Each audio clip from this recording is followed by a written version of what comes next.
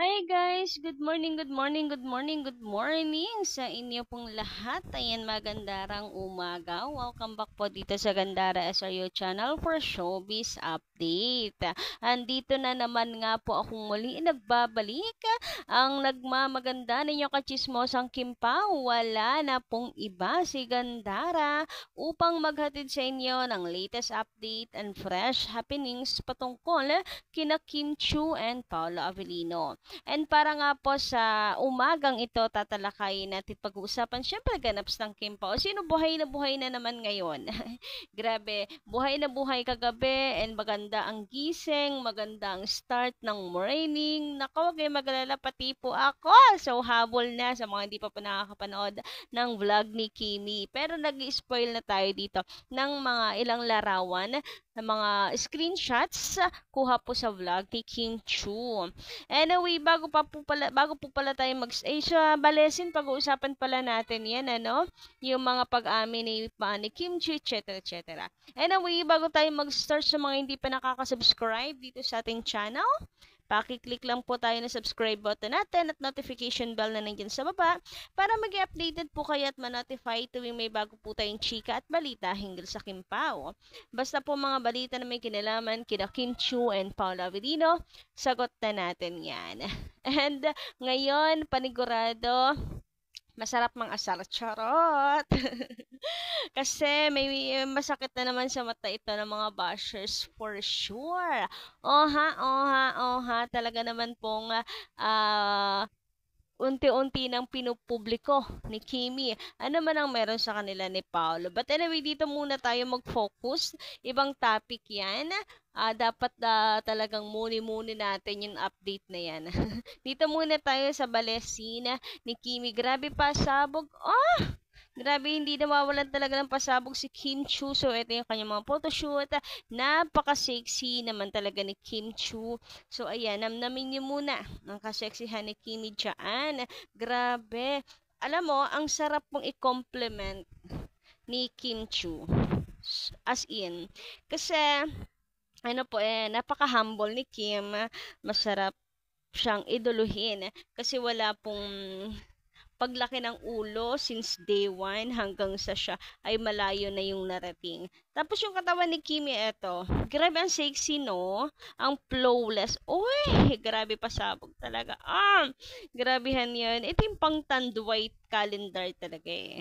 Grabe ang sexy nung hips ni Kim Chu. Ayan, samahan mo pa ng long hair ni Kimi. Grabe.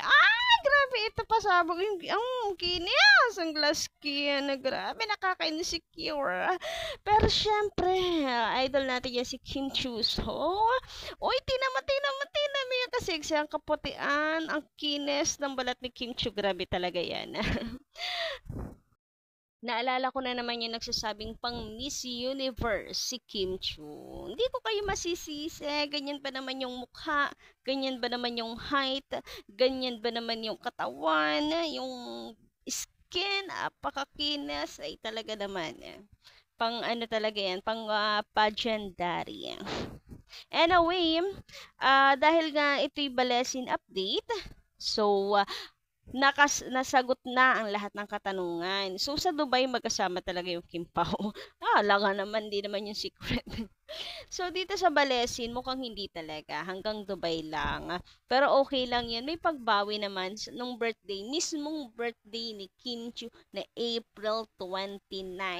Doon ako naniniwala na together na talaga yung Kim Pao. Pero dito, mukhang mag-isa lang talaga si Kim Chu. Ito yung naamin niya sa lahat. To be clear, kung sa bagay hindi naman kasi kinakailangan lagi silang magkasama. At the end of the day, meron pa rin silang mga priorities and kahit nga tayo, 'di ba? Kayo, mga nanay, mga inay, hindi po ba't kayo rin naman sa mister ninyo, hindi rin kayo always magkasama. May sariling lakad minsan si mister, ganyan. So, ganun din. Tao lang rin naman po ang Kim Pao. And mayroon din po silang kanilang responsibilidad. So, not all the time magkasama. But it doesn't mean wala ng pagmamahal. Ay, ang OA. Ang OA pag ano. Pero it's okay. May pagbawi naman pagbalik po. 'Di ba? Pagbalik ni Kimi, Paolo agad ang pinuntahan. Paolo nakasalubong agad kay Kim Chu. Miss na miss ang peg, magkasama naman sa Dubai. Ang cute talaga ng Kim Pao. So, matured na kayo pag hindi nyo na pinaghahanapan sila Kim and Paolo. So, yan po yung mga pag-amin ni Kim Chu to be para maging para maging malinaw po sa lahat at sa mga still may katanungan kasi sa kanilang isipan, and even din naman ako may mga katanungan pa rin sa isipan. Ngayon, nabawasan na ang mga katanungan pero may natitirang katanungan. Kim, update naman ng April 29. Oy, the real birthday. Hoy, grabihan. Kung mayroon, may pa-date, pag-hit away ng birthday ni Paolo, opo, hindi naman siguro mawawala noong April 29, di ba? Ay! Anyway, Sunday morning update naman nga tayo kahapon. Ayan, in-update po namin kayo tungkol dito sa ganap ng Kim Pao. Nakapag-jogging po sila kahapon. So, dalawa yung ang ina-expect natin, inaabangang ganap ng Kim Pao. Ito nga, kung mayroong jogging ang dalawa and confirm natin, check na. And ang isa pa ay yung sa ASAP. Pero, check pa rin naman. Yun nga lang, replay. Okay na rin, at least, di ba? Di rin nasayang yung kuryente natin sa panonood.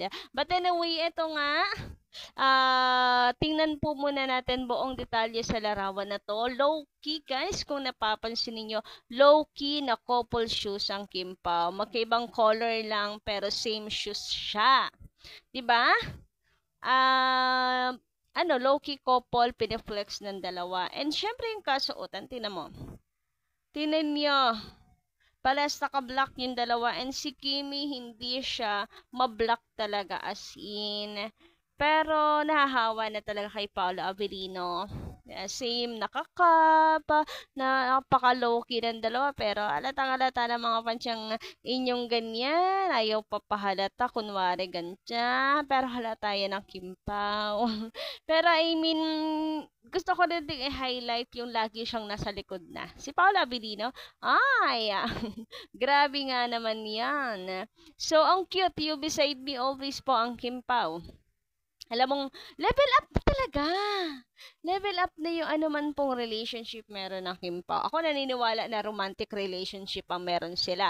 Pero, ewan ko yung iba, baka nasa friendship relationship pa yung utak. Pero ako, katalo sabihin niyo, nasa romantic relationship na ang Kim Pao for me. Hindi niyo mababago yung isip ko. Tingnan niyo guys, low-key couple lang, sando na black, ganyan. Din yung nila, short. Tapos, meron lang konting touch ng color blue kay Kim. Parehas nakasombrelo. Sa bagay, given naman kasi nga nagja-jogging sila. Paka-uwi lang talaga. Pero, yung sa shoes, dito tayo sa shoes. Pwede namang different shoes, pero hindi. Same shoes, magkaiba lang yung color.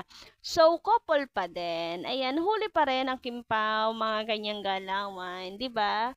So, kakatuwa na out na talaga sila. Hindi secret, medyo private lang talaga. As in, may bilang. Yung kilos, bilang na bilang. Or siguro kasi ganito lang talaga sadya sila. They are both not PDA. Hindi sila kagaya ng iba na linkas dito, linkis doon. So, si Pao tamang adjust, tamang pagiging gentleman, pag-alalay kay Kim, pagturing na prinsesa, ba't hindi yung act of service, puro act of service lang in public. And natutuwa ako na hindi yun ipinagdadamot ng Kim Pao. Yung ganong love language. Hindi sila touchy.